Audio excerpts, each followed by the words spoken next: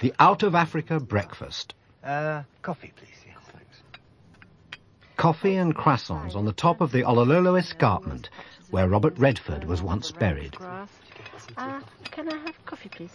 Well, the green is the burnt burnt grass. bit, yes. Well, how so? How's it green? Because we've had a little bit of rain. So what they do before the rain comes is they burn extensively to burn all that rank stuff and get rid of it. And then, of course, as soon as the rain comes, all this green grass pops up. Oh, yes, please. Thank you very much. Why is the Masai Mara unique? What makes it special? Well, what's unique about the Mara, I suppose, is it's just an extension of the Serengeti. Just because there's a border between, that's why they've named it differently. Masai Mara being spotted or dotted, and the Serengeti, which is the correct name for the Serengeti, means wide, empty place. Was it anywhere fenced at all as a park? No. It's completely open, and the animals, of course, don't know anything about borders, and they just pop in and out as they want, like the migration. Yeah. While we have our scrambled egg and bacon, the zebra and antelope have their grass. And the cheetah have their zebra and antelope.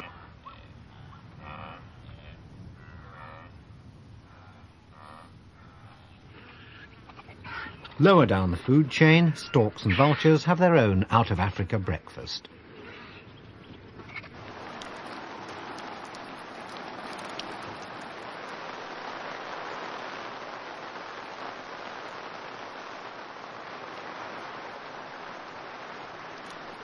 The heavens open, and the Masai Mara turns to impassable mud. We've nothing to do but sit and wait and listen to the sound of smug hippos.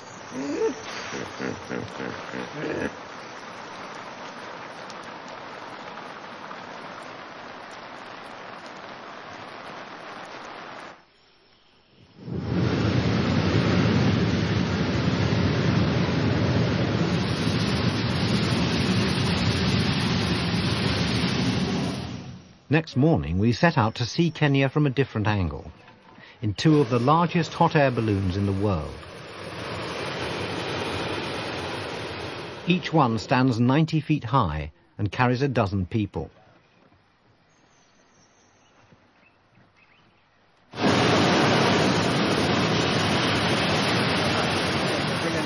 you been ballooning before? About the height I like. Most of my basket are American. Okay, and you went ballooning? Palm Springs. Aspen. California. Aspen, Colorado. You live in Aspen, Colorado. Yeah. The pilot is incorrigibly British. Will we clear the other balloon or not? What do you think?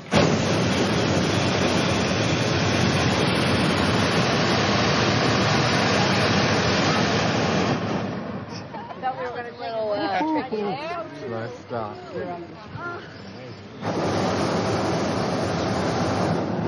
Baboon in the tree ahead of us.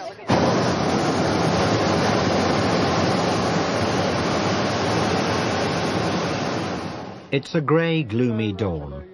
As we rise above the Mara River, the first doubts begin to creep in. Do we see a lot of game usually? Yes, yeah, we're only just into the flight. You know, there's a lot of water back ahead of us. The rare appearance of any animal has an electrifying effect on the basket. So, what do you think of it so far? I love it.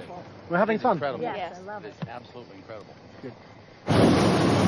So I'm gaining a little bit of height, and then we can go a little while without putting the burn on. But my spirits, like my hat, are sagging a bit this morning. It's more like a November day in Manchester. I could do with some of the pilot's enthusiasm. How long have you been ballooning here, John? I came here in 1983. I came for 3 months. I've now been here 8 years and 3 months. It's about 2,000 champagne breakfasts. How did you start ballooning, though? Were you a pilot already? No, I started just as purely as a hobby. And then a few months later, I managed to join a balloon syndicate. Oh. What's the training for this? How long do you have to, how many hours do you have to have flown before you're a pilot or something like this? Well, here we need a minimum of 300 hours as P1, pilot in charge, before we can actually take anybody. We've got very big balloons. It's one of the world's top balloon operations, so we can afford to be a bit choosy about our pilots. Why do you have the biggest balloons in the world here? Is there any particular Because conditions are good enough and the experience is good enough to actually fly these things.